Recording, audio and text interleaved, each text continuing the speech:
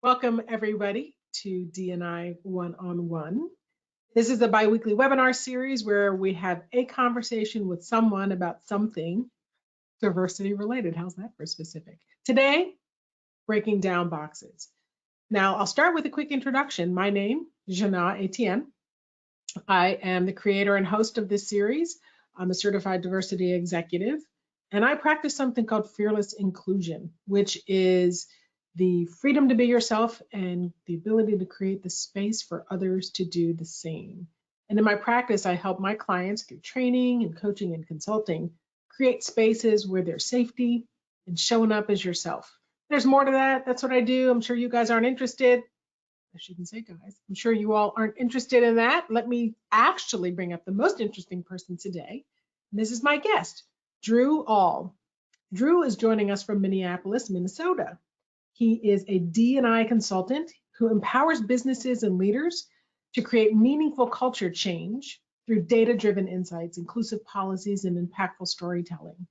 He also enjoys creating the safe spaces for others to learn about transgender and gender expansive experiences. And he does this by sharing his own personal journey. Now, I remember, Drew, you were talking about, and I forgot to write it in my notes, like some of your hobbies. So tell us an interesting fact about you. Ooh, an interesting fact. Well, first, thank you for having me. I'm really excited to be here. My interesting fact is I actually worked for a hot air balloon company in Napa Valley when I was 19 for a summer job, and it was incredible being able to crew and chase the balloon and help all that lift off. Yeah, it was amazing. Wow. And a gorgeous area to do that as well. Through the hot air balloon. That is not something that I would have ever come up with. So thank you. Thank you for that. That's fascinating. Yeah. So today we're going to be talking about a subject, when Drew and I first had some conversations about, what can we talk about? Drew was really open with his story, and it led us naturally to this conversation about how we actually almost automatically put people in boxes. And so we're going to be talking about what does that mean today, and what can we do to resist that automatic tendency. But we're going to start. We thought it'd be really cool to start with a video. And so let's play that video before we get into our conversation.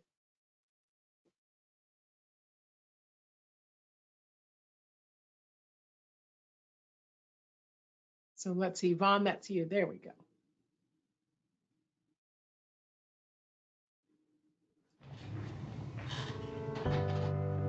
It's easy to put people in boxes. There's us, and there's them. The high earners, and those just getting by. Those we trust, and those we try to avoid. There's the new Danes, and those who've always been here. The people from the countryside, and those who've never seen a cow. The religious, and the self-confident. There are those we share something with, and those we don't share anything with. Velkommen. Jeg kommer til at stille jer nogle spørgsmål i dag. Nogle af dem kan godt være lidt personlige, men jeg håber, I vil svare ærligt på dem.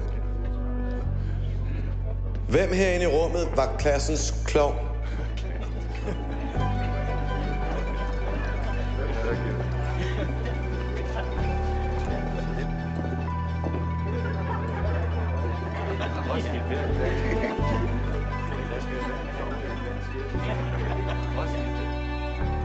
Hvem er bonusforældre?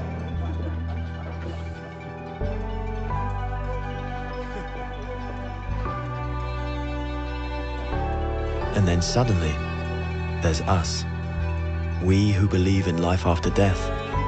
We who've seen UFOs. And all of us who love to dance. We who've been bullied.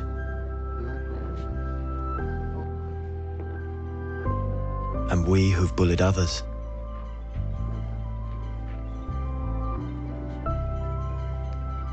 And then there's us, the lucky ones who've had sex this past week. We who are broken-hearted. We who are madly in love. we who feel lonely.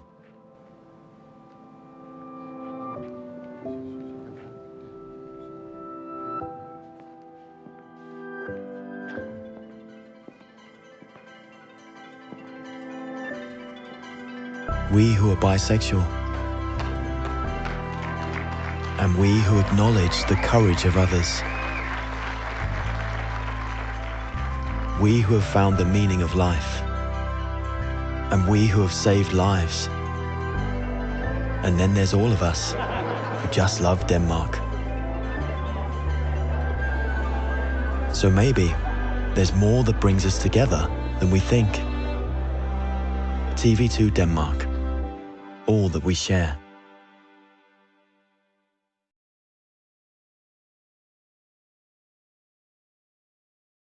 Q&A shared that they said, this video is going to make me cry. And it often does. It brings me to tears. And so, but we thought this was a really good place to start. And I promise everybody, we didn't think about the boxes when we came up with the title. Drew, why boxes? What was it that stood out to you for that particular way to describe it? Yeah, I feel like my whole life I've had people make assumptions about me or try to direct me and say I'm supposed to live a certain way or do a certain thing. And it felt like I was literally being put into a box, and I had to exist within that identity or within that box to exist in the world. And if I stepped outside of that box, it was somehow wrong, or that it would cause me to lose friends or family or something like that. And so it felt really restrictive, and like a box does. And so that's why I went with that phrase, was more because it is, you are restricted by what others put on you sometimes, because you will take it on yourself. And I think it's important that we acknowledge that happens. We do that all the time. Like, I've had it done to me, I do it to other people. Like, we do that. You know, this was a picture that you showed me that I think really resonated, because from this picture, you're talking about putting people in boxes, but this says we carry them around. So can you talk a little bit more about what that means to you? Of course. So I'll give an example, a personal example. So just as for people know, so that people know, I use he, him pronouns. I know on the intro slide, it showed that I'm a transgender, queer, neurodivergent, disabled veteran. And so some of those, like, I have all these identities, right? But I grew up in a very conservative Christian home. And as a transgender man, I was assigned female at birth. And that assignment of female at birth, and then that expectation that I had to grow up to be this proper young lady, that was a box for sure that I was put in, and I carried that box because I was too afraid to step outside of it for the longest time, to acknowledge that, like, who I am didn't align with that box. There's boxes where people make assumptions about the fact that I'm a veteran. I've literally heard people say that, oh, people only join the military so they can kill people. That is not why I joined the military. It's not why pretty much anybody joins the military. I've never heard that. That sounds horrible. But anyway. Yeah, and so these things that people say and try to and assumptions they make about you, those boxes, like, you carry that around because now that impacts how you interact with the world. And so you can't help but carry that box, knowing that there are these assumptions or perceptions about you out there. You carry it around. It does. It impacts how you interact. So a lot of times, you know, when you say box, you're talking about a number of different, well, actually, you know what?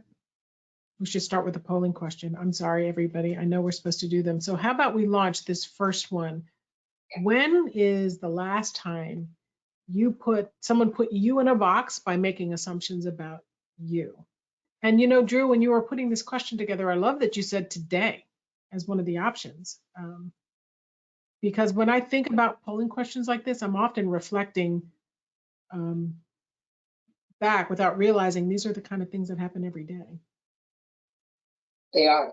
They absolutely are. And for some people, it happens more often than others, depending upon the identities that you hold and the stereotypes that exist in society. you tend to have people make more assumptions. Yeah, that's true. That's true. And I know I find myself sometimes making the same assumptions about others that people are making about me.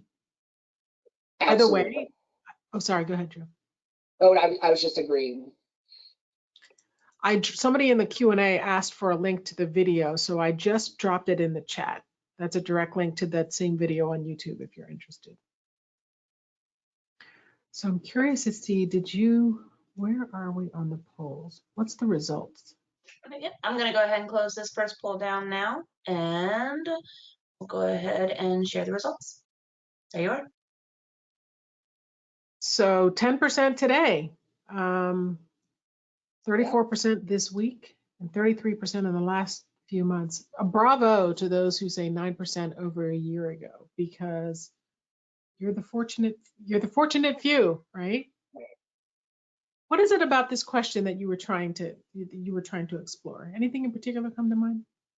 I want people to recognize, like, and it tends to be easier to recognize when it's done to us. And so I want people to start thinking about that and understanding that feeling of when they remember that moment when somebody made those assumptions and put them in a box and how that made them feel. And I want to, like, have a moment to sit with that and think through that, because we're going to talk about this more clearly as we go. But I want the attendees to really, I want you to think about that. Like, what is that feeling that you had when somebody did that to you? Earlier, you said that you were put in a box and that you were struggling because of that box. And it made me wonder how much, how do I ask this? So you're being put in a box, but you're labeling yourself to some degree. How long, okay, now this feels like a personal question, but you can answer it more generically. How long was it until you realized the box that you've been put in isn't even the right box? Does that make sense? So Absolutely. People put you in a box. You may not even be aware that you've been put in that box, or you might buy into it, at least before you challenge the idea that you're even in the right one, let alone should be in one at all. So does that make sense?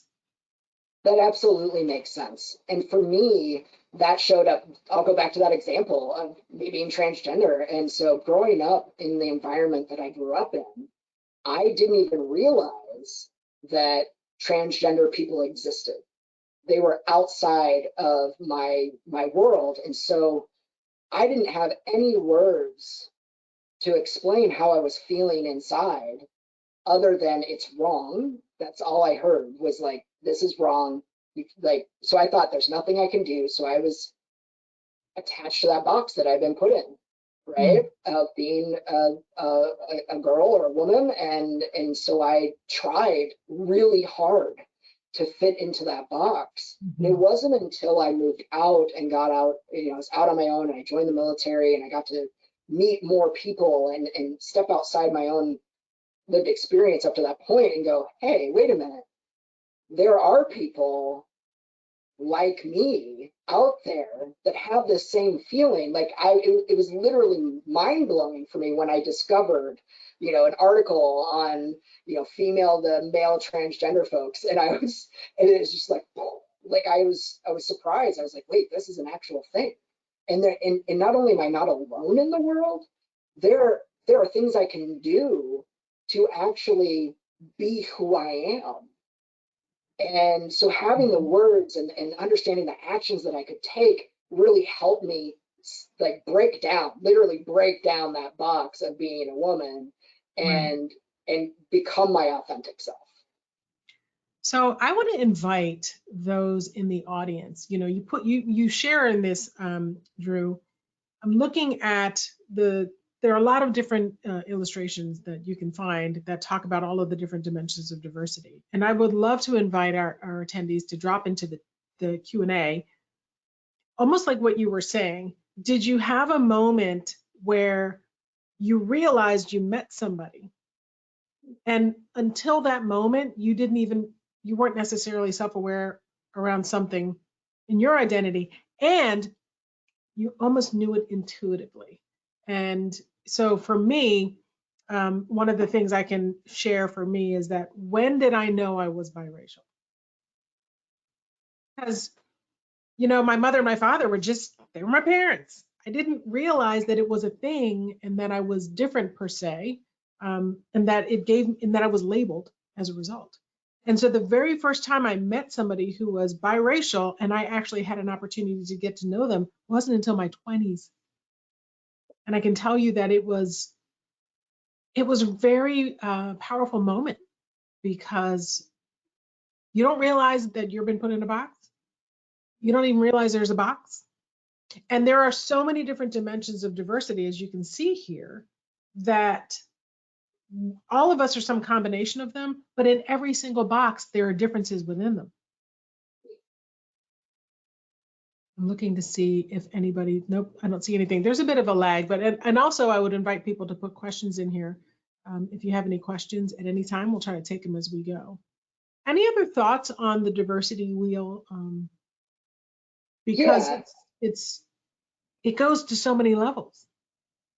It does. And one of the things that I think is, like, labels and boxes aren't inherently bad.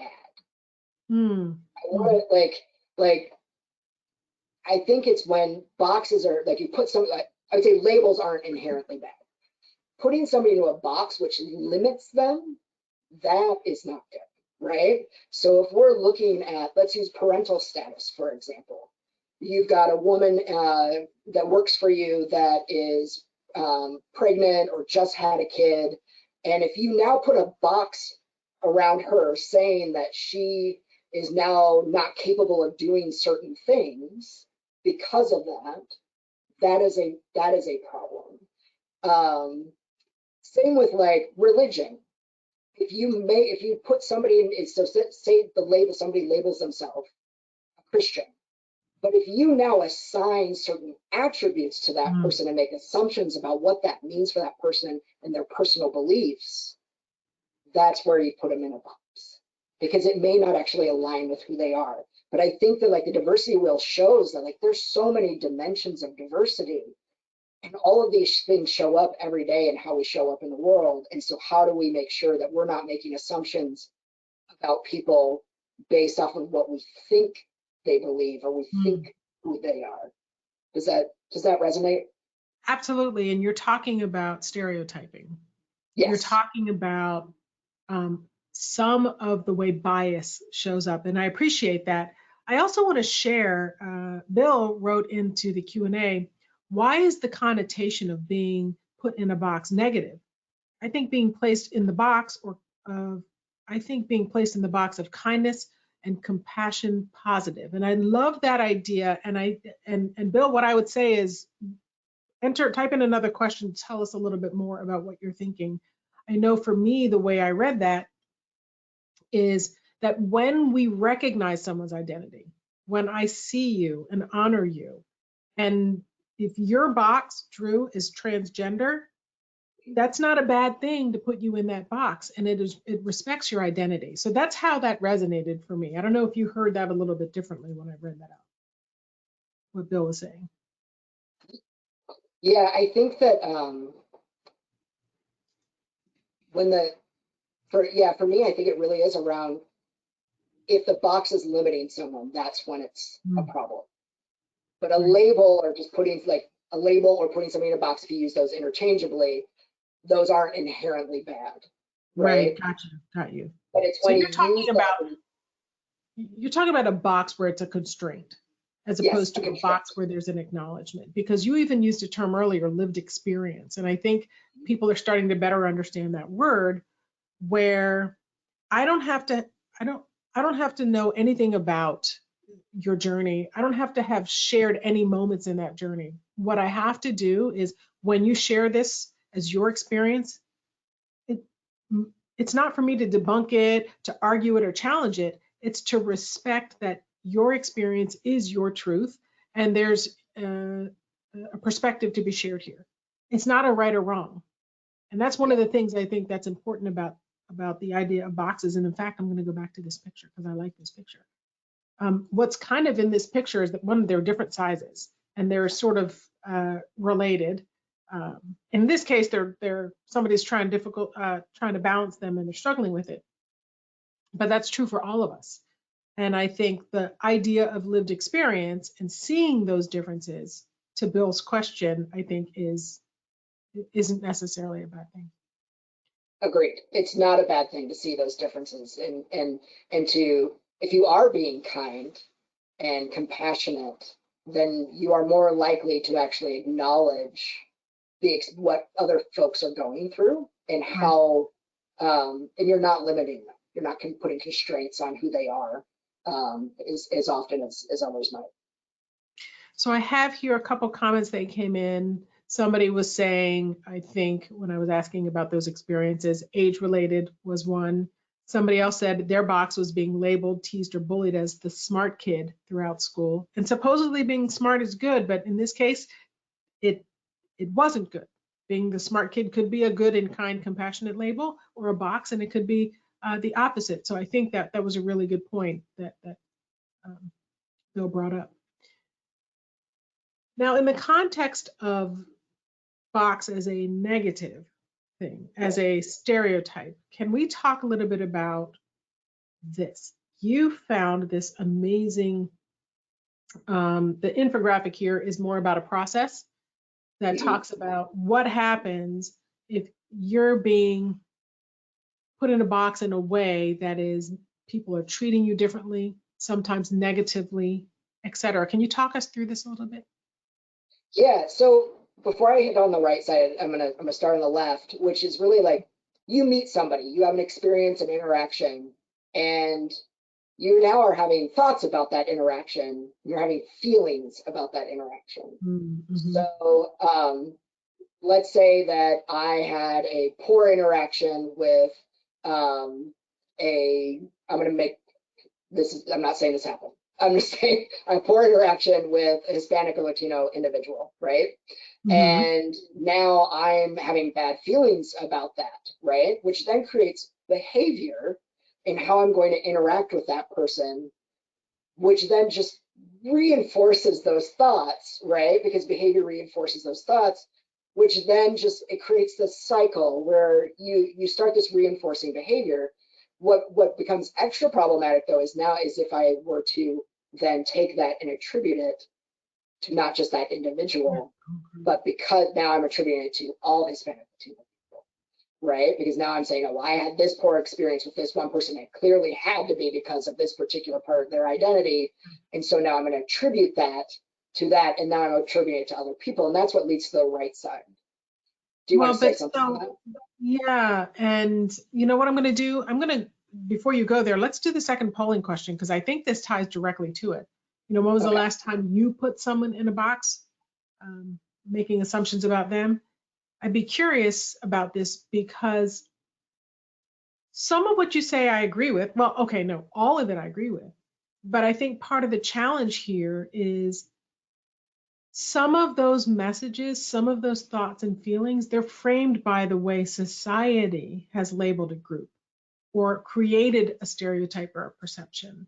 You know, there are images in the media, there's stuff on social media, there are headlines in the news. You know, if every time you open the newspaper, all of the headlines talk about young unwed mothers, you start to develop this idea in your head about a young unwed mother as a thing, a person, as a box, and then you start putting people in. So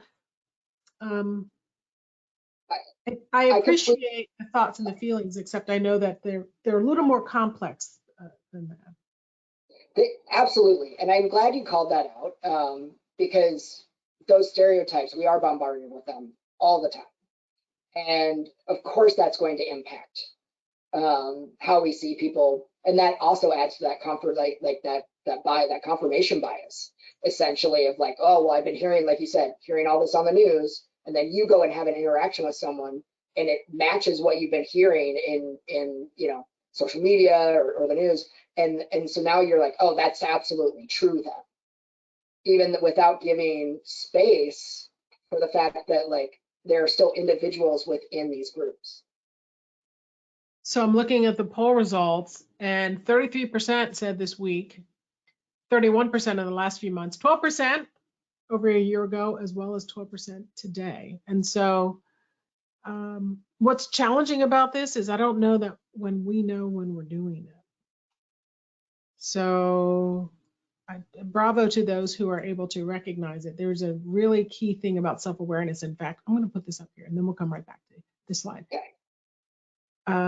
You had this quote up here, which I really like, because for those who were able to answer that question, it meant that there was some self-awareness, that they could notice that they were doing something, which is a critical first step of the process, I believe, here. Yes. Yes. So being able to be self-aware of how you are thinking and about others and how you're behaving towards them and the impact of that is critical. And I think it starts with just like understanding how you're being impacted by things in moments. And then it moves on to where you're like, oh, now I can start to think about how am I doing that to others? I've got a story about that in a little bit. But yeah, so this shows that like the source is you, just so you know, like as an individual, that would be you. And we all have stereotypes. And like we are bombarded with them daily. And so we have stereotypes about the target. That's the individual or group that we have stereotypes about. But then we also express those feelings and stereotypes through things like prejudice, discrimination, and violence. What that does, though, is then the target experiences depression, stigma, depletion. And so even there may be things that we're doing and not even realizing that we are expressing discrimination and that we're basing it off of a stereotype, because if we think that that stereotype is true, then it's hard for us to recognize that we're discriminating against somebody else. But that individual or that group may be like, no, that is absolutely not true. And it is, your behavior is based off of something not true, and it is discrimination. And then that has an emotional and mental health impact on that individual and that group when they're experiencing those types of things. Absolutely, absolutely. And as you say that, I emailed you a little bit ago and said, is it okay for me to ask these questions or share these? And you got me thinking about this. So microaggressions, those are the things that people say that they tend to be an insult, although the person saying it might not realize it's an insult. Sometimes it's subtle. And so a couple that I was thinking of is somebody talking to somebody who's found out they're transgender and says, well, but what's your real name? In other words, they're thinking, what's the name you were born with, right? Or you were given at birth, which can be offensive. It's dismissive. Another one I saw this one and it made me cringe. Like, does that make you a she-male? Oh, I mean, that's a person who's curious, but it could actually be offensive. Now, to be fair, courageous conversations, in our work, we talk about being able to move through those moments in a way to provide education and insight and empathy, as opposed to just getting mad and walking away. But another one, and I've heard people say this about others, you don't look transgender. What does that even mean? But I think this is where you start to see some of that expression. Somebody means well. They're reinforcing a stereotype that's just been projected a number of ways and internalizing that pain. Yes. Yeah, I've experienced pretty much all of those to some degree. And it is hard, to be honest, in those moments sometimes because then I'm questioning, like, are they being curious? Are they like just not informed and they want to learn more and they're trying? I tend to give a lot of leeway. I will say that to anybody that is watching this, like, I am an open book and people can ask me anything. I will answer the question and I will tell you whether or not you should actually ask another person that question. Or a different way to ask it, right? Or a different way to ask it, absolutely. And so, but I think like people want to learn and they need to learn. And so I try to give grace and compassion in those moments to say, hey, like, my real name is my name, my current name. My, using outdated language, I just educate them right? And I take that moment to be like, yeah, you don't really use she-male in those, in these contexts. That's completely outdated, and it is offensive. And then like, I can't tell you how many times I've had people say like, I had no idea you're transgender, you don't look transgender. And while they absolutely mean that as a compliment, Yes. it is also reinforcing bias in the sense that what if you There's a could way tell it's supposed somebody to was look. transgender? Is that like somehow that's a problem? Yeah. And so I like to push back Or on that there's a look, right? Or that. Yep, there's a look. Yeah. I was listening to a presentation the other day, interestingly enough, it's Pride Month. Today's the last day of Pride Month. Yes. And it was another session where somebody was talking about the challenges if you're gay, lesbian, bisexual, transgender, feeling safe, and feeling safe at work, feeling safe at the public. So are there some things we can think about in context of difficult conversations, these microaggressions or some other open mouth insert foot moment? How can we help our colleagues to feel safe at work? Is there something we need to be thoughtful of? I think that if you're going to ask a colleague a question, especially like a transgender person, but like in general, LGBTQ folks, like make sure it's something you would ask your straight or cisgender. And cisgender means, just to stop for a second, cisgender means that your gender identity matches the sex you were assigned at birth. And we use that language, it's normal language, regardless of what Twitter's trying to say. That it's not a slight, right? It's not a slur. And so I want to be able to like being able, if you wouldn't ask them that same question, don't ask your those people, don't ask your LGBTQ colleagues those questions, mainly because it tends to be, and I've had this happen to me where like they've asked about surgeries that I've had. They've had so I'm like, that is none of your business in a work setting. They ask about, like it turns into like sexual weird things that happen. And so I just want to be clear, like, be careful about the questions that you're asking. I would also say that if you hear somebody say a microaggression, right, and do something to that, like say something around, well, you can't have kids because you're gay. Well, it's like, well, that's clearly not true. Gay couples have kids all the time through a variety of means. But like, if you hear something like that, speak up so that the LGBTQ person doesn't have to. Similarly, if you hear somebody, say some sort of microaggression or a stereotype about Black people, like, and you're not Black, speak up so that that Black person isn't the one that always has to speak up and say something. I think that's the biggest thing, is like being that voice in that moment so that the person that's being marginalized doesn't have to do it, because it's exhausting having to do it day in and day out.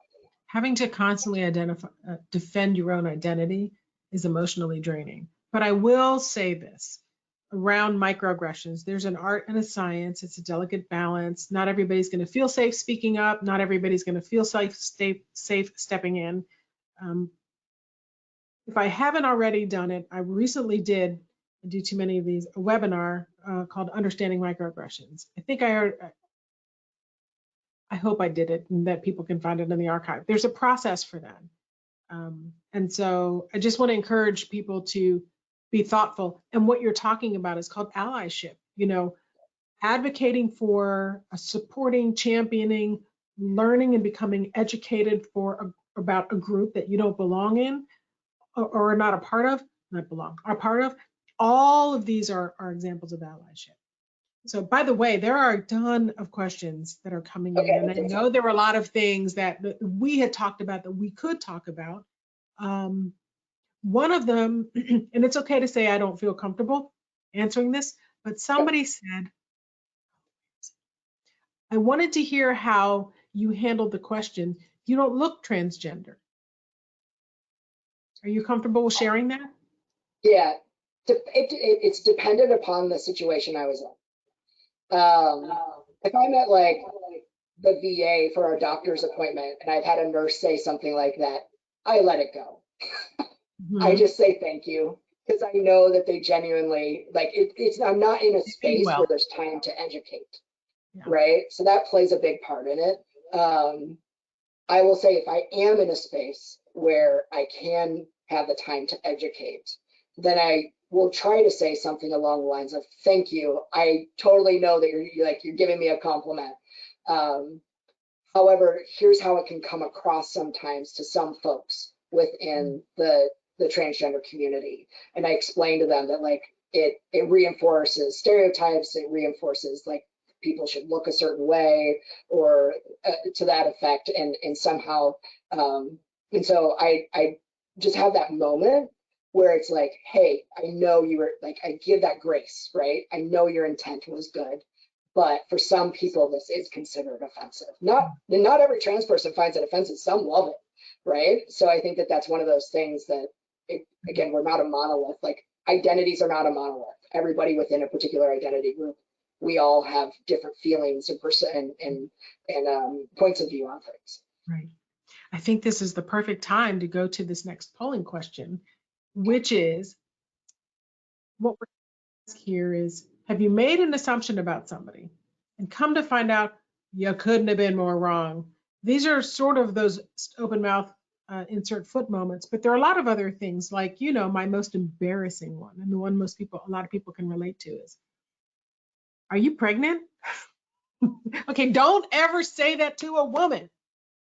But that's an example of, you were stunningly wrong. So I'm curious to see what the answers are.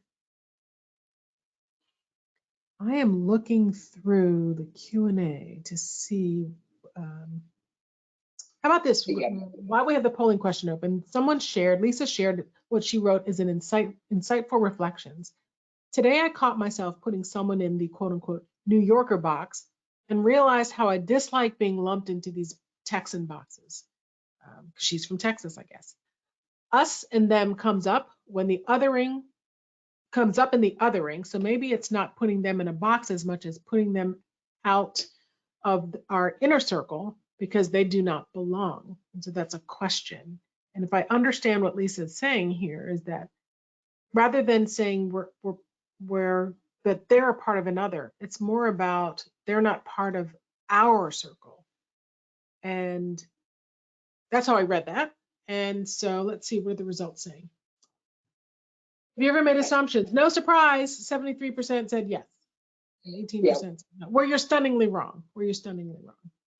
Yeah. So you said earlier that you had a story that you wanted to share. Before we jump into the Q&A, because there are a lot of them, I just wanted to make sure you had an opportunity to share that. And was there a slide you wanted me to go to while you were talking? No, you can leave it here.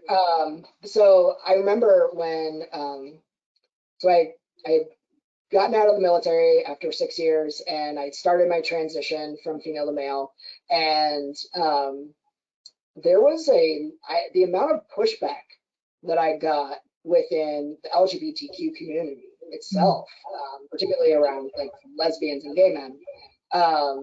I was a little astonished by, and, like, I had these two lesbians that were like, why can't you just be a butch lesbian? And I'm like, well, that's not who I am. And I'm literally having to convince them that I am who I say I am. And eventually they backed down. Fast forward, I have some Black friends that are talking about their interactions and their fear of interactions with law enforcement. And then this is in the DC area. And I caught myself discounting what they were saying, and I didn't respond. This is online. I didn't respond. This is all internal. I'm grateful that it was internal, and that I didn't really step into it. But somebody else stepped into it for me, so that helped, because then I was able to learn through that as well. Where somebody was like, "I don't think it has anything to do with race. It's about socioeconomic status." And they did a really nice job of stopping her and saying, "Hey, you are discounting our lived experiences and what we have actually experienced with law enforcement, and saying that it doesn't matter and that we're wrong, and all these kinds of things is the impact of what she did." And I don't think that was her intention, but that is the impact of what she did. Yeah. And I had this moment where I went, oh my goodness, I'm doing to them and discounting their lived experiences and saying that they can't possibly be true because they are not mine. Yeah. And that somehow both can't be true. And I was totally discounting them. And then I realized, like, that's how I felt when I had to try and convince people that I'm transgender and that I know who I am as an individual. And then I thought, how many other people have I done this to? And what other ways have I done this to other people? And that was that self-aware moment that I had where I went, wait, I'm part of the problem here, rather than actually trying, like, I'm not creating a better world when I do this. And so I'm like, how can I actually step back and think about when I'm doing these things? And to be honest, I still do it. Like, it is a daily challenge to not put people in boxes, to not like limit people based off of that. Yep. And so, like, this is a journey and I get better at it. And sometimes I mess up and I go back to the person, I apologize. Or I just change, I just internally make that change in my thinking because maybe it hasn't come out yet. Right. But I try to think through those moments and think to myself, am I causing it? Am I limiting somebody? Am I potentially causing harm by thinking this about somebody else rather than adding to their life and their ability to exist in a full way? There's a Brene Brown video. Many people may have seen it. It's on empathy. It's the animated video. There's a bear and I think it's a fox and a deer. And one of the things that she says in there that catches me every time, and I see it often because I share it in my trainings, that when it comes to understanding the feeling of being put in a box or putting someone else in a box and the way that can be limiting, that can be dismissive, that can be marginalizing, it's not that you need to understand my experience. What all of us can try to do, though, is go to a place in ourselves where we felt that similar feeling. And I think because all of us, sadly, but probably true, is that all of us have probably had a moment in our lives where somebody said something or did something or behaved in a way that it became clear to them, to me anyway, that they saw me as dot, dot, dot. And it hurt. And I think it doesn't matter whether they saw you as somebody who liked football rather than soccer. The point is that somebody saw you in a way that was different than what you thought you were expressing and sharing.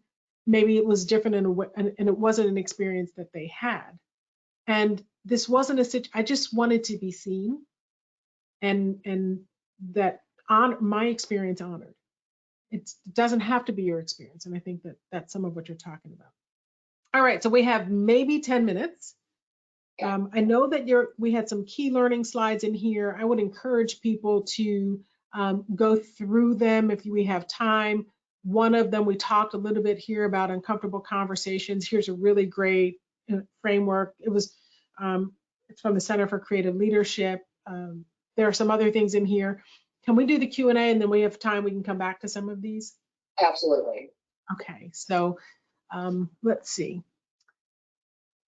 Do you have an example of an open-ended question that can increase psychological safety for somebody who's been put in a box? That's a pretty broad question, but if we narrow it down, maybe a way to ask a question that makes somebody transgender feel safe, if I'm curious or if I'm not understanding or I want to learn something. Yeah, I'm trying to think through. What if I asked you this? Because here's a question that I heard somebody ask before. So what do I call you if you've transitioned from female to male? Are you now transgender male or transgender female, or those terms? So if I wanted to ask a question, yeah, is that a way to do it that creates psychological safety, or have I been rude or disrespectful? Yeah, I think that a good way to ask that would be if you know somebody said, like, you know somebody's transgender, they've mentioned that, but they haven't actually told you their gender identity, then you can ask them, hey, I'm curious, what is your gender identity? And I think that's something though that you ask like once you get to know somebody a little bit better. But I think that pronouns are okay, right? You can walk up and say, Yes. please help me, what are your pronouns? But I'm not going to go walk up and say, hey, what's your gender identity? Exactly. Probably a little more personal. You could ask them what their pronouns are, because somebody like I identify as a man, right? And a transgender man. I use both interchangeably because a transgender man is a man. So I think it just depends upon, again, the context. But I think that that is like, honestly, like the easiest way to is get to know someone, especially like a transgender person, is take the time to get to know their interests and their career goals and aspirations and like their hobbies and things like that. Get to know them as a person, and then those things become easier for you to start asking those deeper questions, and they won't appear out of nowhere, and like you've earned their trust. Because I think that that's part of it too, is like you don't get to ask people all these, you know, personal deep questions until you get to know them a little bit. And I think that helps. It goes back to that line in the video that says, perhaps what we find out is there's more that brings us together, that we share more in common than is different. And I think when we start getting curious and asking each other questions and getting to know each other more, we do find that we have a lot more in common than we realize. Our differences, the differences that are visual are few. The differences that are invisible and meaningful are many. You know, so all right, let's see. Oh, this is a comment. Why should anybody have the right to speak up and ask anybody their personal business at work? You were just talking about that. What happens if someone in your own community is bullying you? And maybe this is what you're talking about before. Tell you you don't belong here or something like that from your own community.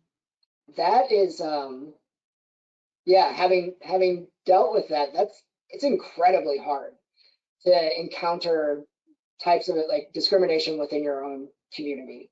I think so. What happens? Let's say that for many in the audience, let's acknowledge that actually does happen. It does.